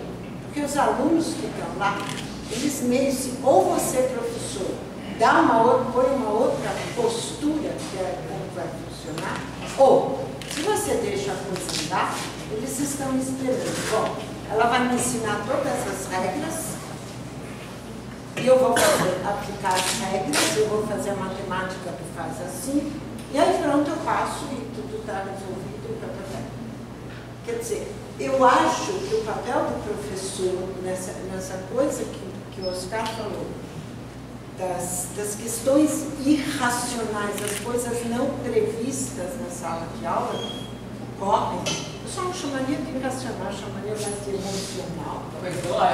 Emocional. Não, eu falei irracional porque assim, tem uma racionalidade emocional e ele pode ter um troço na aula, mas irracional, vocês não podem pensar que é uma coisa, sei lá, os cachorros são irracionais, nem são. Bom, mas é nesse sentido, quer dizer, mas eu acho que o professor na sala tem um papel assim, tem um papel de dar o tom. Quer dizer, o meu aluno fala uma coisa, e a minha reação é, por quê? Então eles já sabem, e logo aprendem, que eu sou professora dos porquês. Que comigo a coisa não é tão parada. Quer dizer, eu peço a validação. É automático. Quando ele me fala, a minha primeira aula de cálculo é resolver aquela equação x2 menor ou igual a 4. Porque eu sei que aquilo tem envolvido tanto problema ali, que eu apontei alguns, mas quando eu começo com o gráfico de y igual a x2, eles têm todos uma certeza lá que é de um jeito. E aí eu derrubo tudo, eu falo, não, vem cá. Não basta para mim falar que é assim. Por que é assim? Ele me responde. Mas fala para mim, por que é assim a tudo? Meu professor falou, minha professora falou que é assim. Isso não é, entendeu? Quer dizer, eu acho que na sala de aula, e no curso superior isso é, assim, para mim, muito claro, eu como professora, eu tenho que impor um tom. Tem que dar o tom. Só faltava botar, só tem uma regra aqui, que é, não dá para falar sem justificar, sem validar. E assim, eles já sabem, por exemplo, toda a prova, as minhas provas, que eu tenho que dar prova, não sei o quê.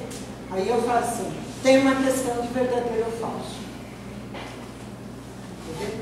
E aí eu ponho lá, por exemplo, a raiz do produto é igual ao produto das raízes, verdadeiro ou falso. Essas coisas tipo, né? Eu coloquei aqui. Posso pôr outras, assim, toda a função contínua é derivada.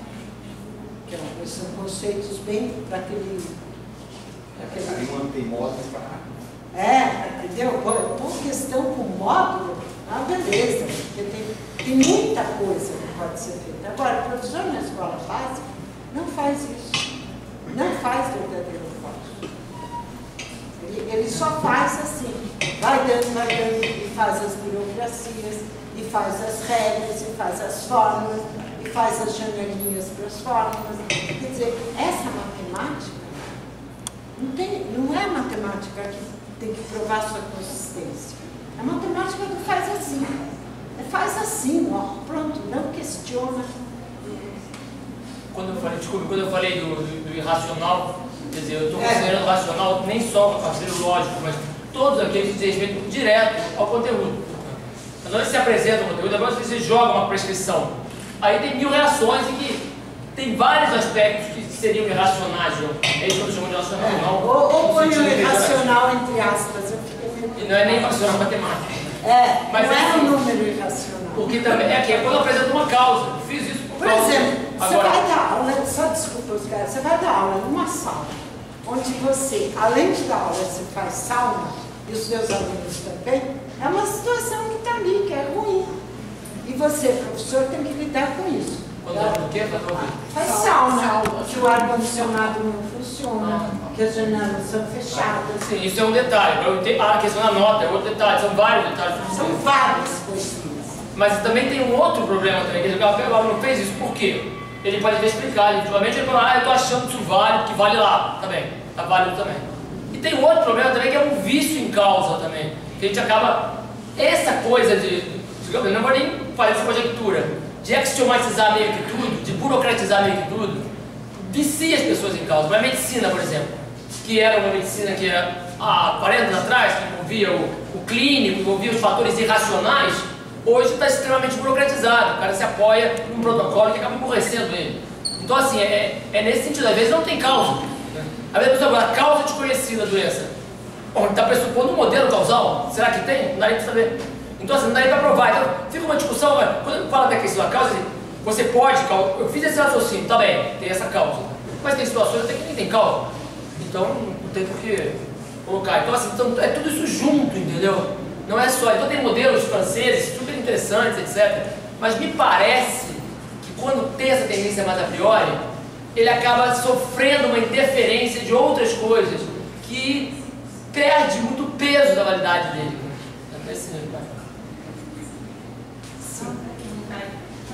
Qualquer um de vocês pode responder. Regilânia, IFC Juazeiro do Norte. E com relação à formação de professores, por exemplo, tanto para matemática como para algumas licenciaturas que a matemática termina assistindo, como por exemplo a pedagogia.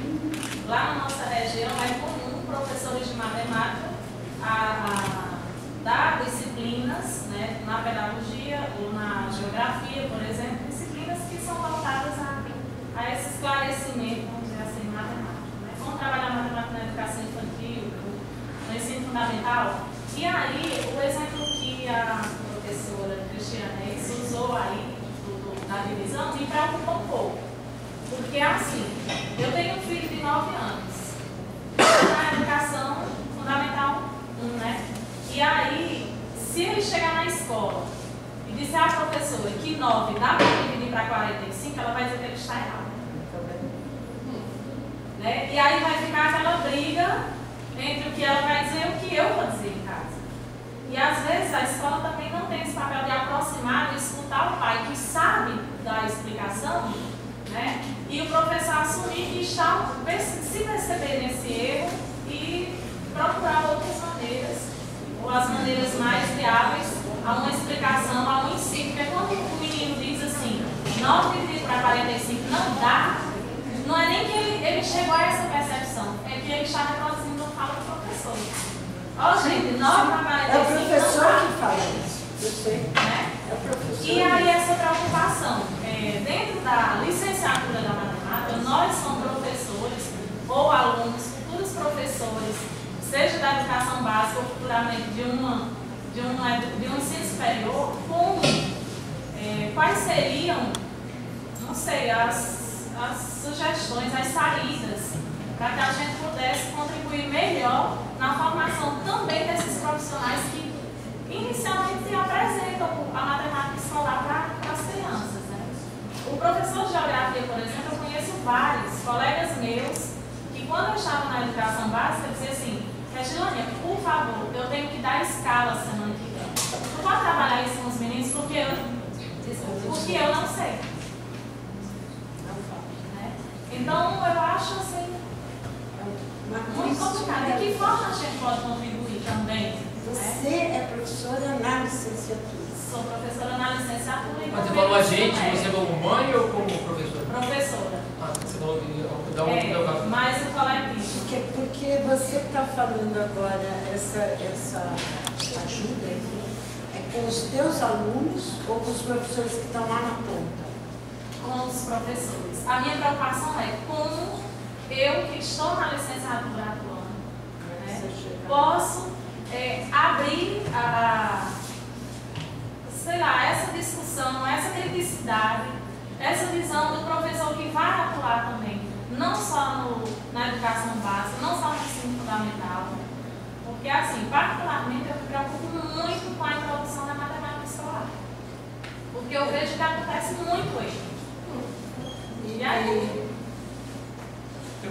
Fala você, depois eu falo. Não, é só uma coisa que ocorreu agora, talvez não tenha a ver, mas isso que ele chegou, ele já veio com alguns problemas lá. Quer dizer, acho que tem dois fatores em jogo. Talvez ele não tenha aprendido dessa forma mais algoritmo e tal, né? Tem um fator também de esquecer, né? As pessoas esquecem.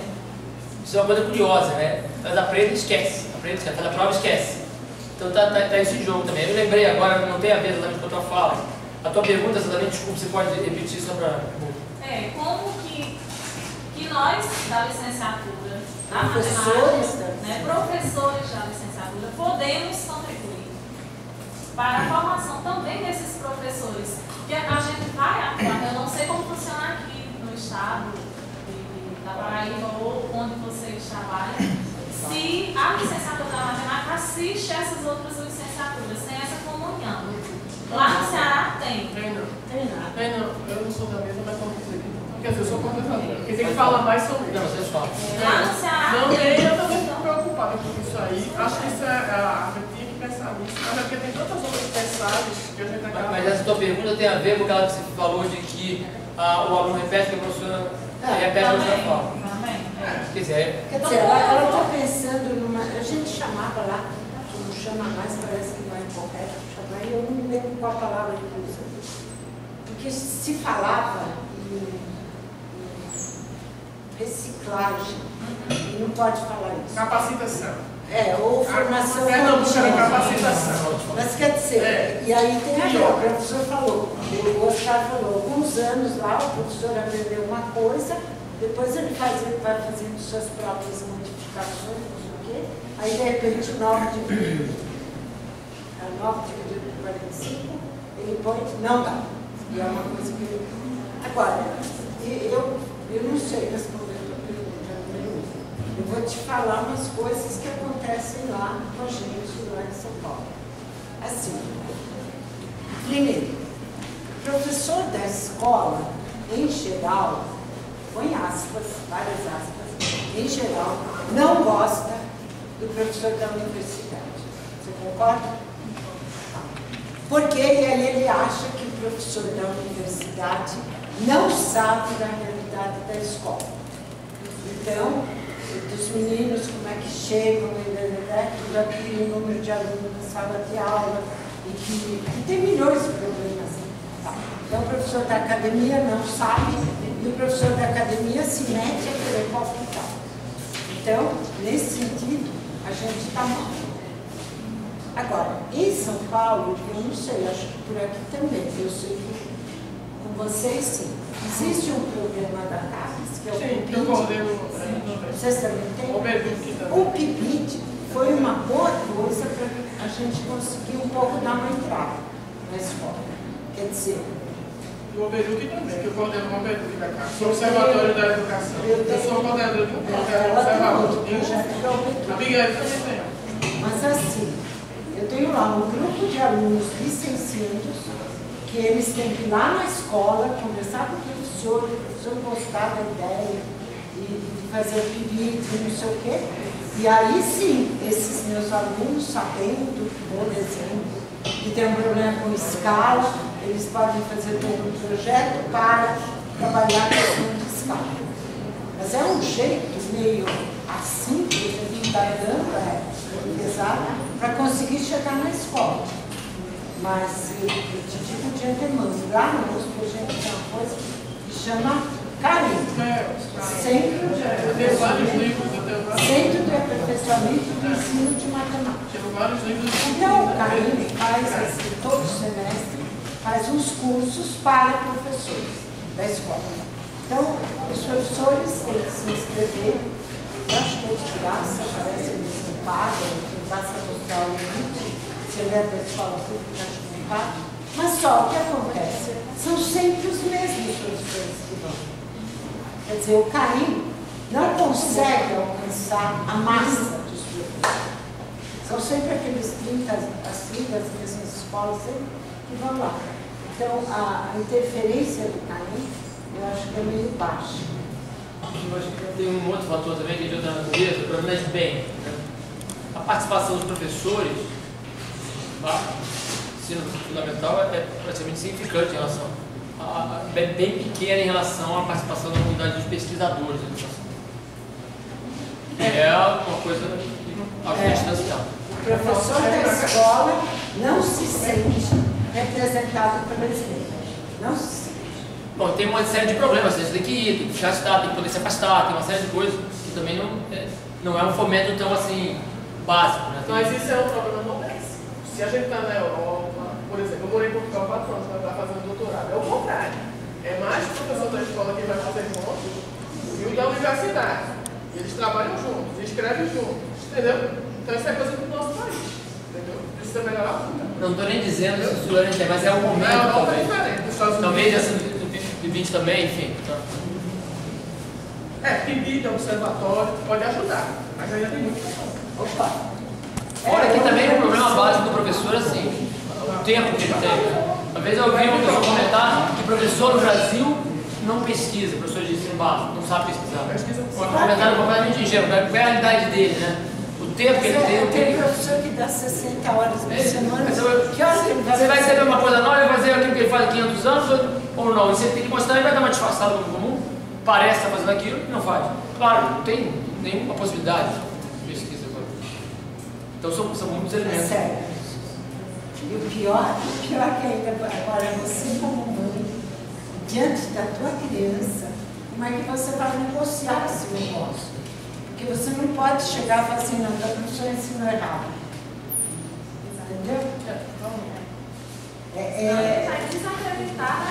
Agora, isso aí também tem uma questão de sintaxe aí também. Eu não sei se ela só falou isso, se ela fala isso e procede de um jeito que semanticamente faz sentido, a pessoa usa. Mas é claro que isso condiciona, a sintaxe tem que ter a preocupação também, claro. Precisaria ver melhor o contexto, mas enfim. Acho que a única saída que eu vejo é você conseguir, com todas as luvas e tudo, conseguir chegar na professora. Falar, professora, eu queria discutir e com muito cuidado. Porque o professor, aí eu acho que é uma coisa assim meio complicada, mas eu acho que tem muito professor que gosta de ser a autoridade na sala de aula.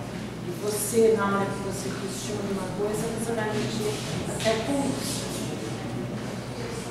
Você está numa posição Me lembrei que eu falei daquela coisa de referência, né? Que a Cristina falou. Me lembrei de um fato histórico, quando foi criada a Universidade de São Paulo, uma coisa que parece que não tem nada a ver, da diferença da política e uma abordagem de uma aula de cálculo. Quando foi criada a Universidade de São Paulo, em 1934, existiam institutos isolados, né? A Escola Politécnica, a Escola de Direito, a Medicina, E veio um professor da Itália chamado Luigi Fontapier, que veio com o objetivo de configurar o curso de cálculo. Quando juntou a engenharia, tinha o seu curso de cálculo lá do engenheiro. Eu fui engenheiro, inclusive, quando eu tive aula de matemática, era um curso bem prático, de matemática, algumas teóricas. Mas o Luigi Fontapier tentou, o objetivo dele era introduzir o cálculo a serviço da engenharia com uma abordagem de rigor axiomático, completamente diferente daquela abordagem que era dada lá. Bom, aí a discussão, quer dizer, a Poli não queria se agrupar à universidade, porque ela perderia autonomia com isso. E aí a discussão que vai no conselho exatamente sobre a questão do musical é dar uma resistência deles contra o Luigi Fontapier. Mas na verdade o argumento é dizendo que os engenheiros não precisam de cálculo, uma abordagem de rigor axiomático.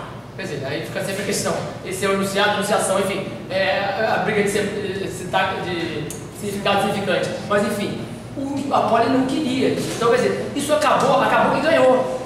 Nessa briga política ganhou e se conformou o curso de cálculo com o rigor axiomático. Então você vê, todos esses elementos entrando lá dentro, né?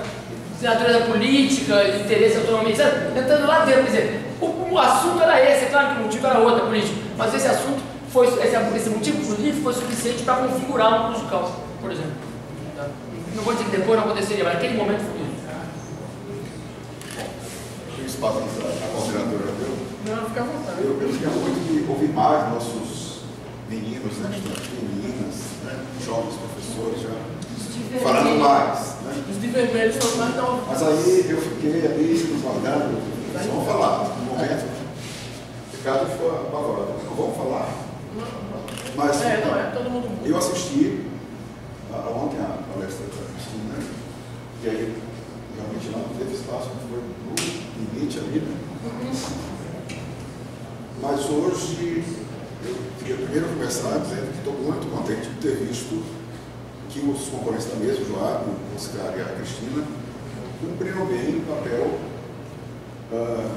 que foi destinado para eles. Tanto no tema da mesa, quanto a temática do encontro. Isso.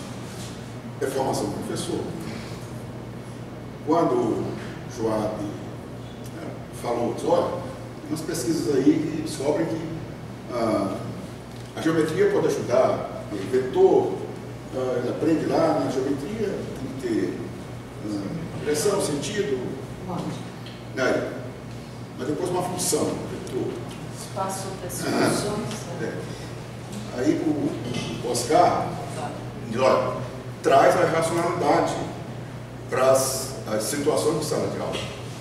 Isso é fundamental, a gente às vezes não se dá conta. E nós, como professores, se quiser, sou professor do Departamento de Matemática da UFB, campus lá de João Pessoa. Não se dá conta.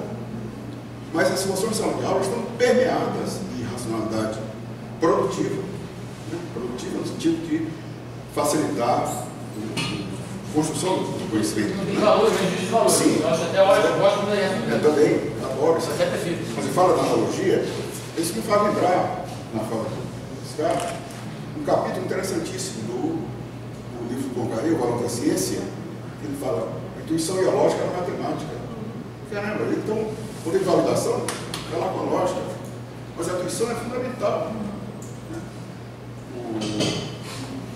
E a Cristina, quando falou ontem, olha, Duval diz assim, o tratamento tem que ser interno ali, e fazer em dois sentidos. Aí me lembrei do seguinte, no caso do cálculo, a gente começa com primitivas e derivadas, são palavras das mais usadas. Né? E aí entra a linguagem, que também é permeada de racionalidade. Eu costumava dizer para o menino, derivada, deriva de alguém. E está lá primitiva, que apareceu depois. A gente não associa. Começa por aí. Uma coisa que ajudaria, por exemplo, na regra da cadeia, eu tenho essa experiência, sou cálculo, a gente enfatiza muito, trabalho são compostos e componentes. Enfatiza muito no sentido, lá nas funções, construa composta. Tem uma função, é composta. Acho componentes para ela, é composta. Na regra da cadeia, você exercita isso, dá uma função, decompõe-a. Na regra da cadeia, sai assim, filézinho. Então, e a outra coisa, que é a racionalidade a que o Oscar se refere, aí cabe a metáfora na matemática. Isso me fez lembrar o Leibniz, os números lá, de onde vem a matemática, porque a gente não pode ficar só no plano da metáfora, tipo, sabe? Mas passa necessariamente por ali. O professor tem que ter consciência de que fazer aquele traço assim, aqui uma reta, aqui um triângulo, aqui é fundamental para construir o conceito que você ensinar, cabecinha. Mas precisa passar. Eu estou muito contente com o que aconteceu. Vocês querem fazer mais algum comentário, porque já está esvaziando, né? Todo mundo quer almoçar, né? Alguém quer comentar mais alguma coisa? Fazer alguma pergunta? A mesa quer comentar mais? Fazer alguma complementação? Então a gente vai encerrar, né? Por causa do horário. Vou dar. A Abigail já deu aqui. Eu já ganhei. Ela já ganhou, a Abigail já deu a ela. Vamos encerrar a mesa, agradecer a todos.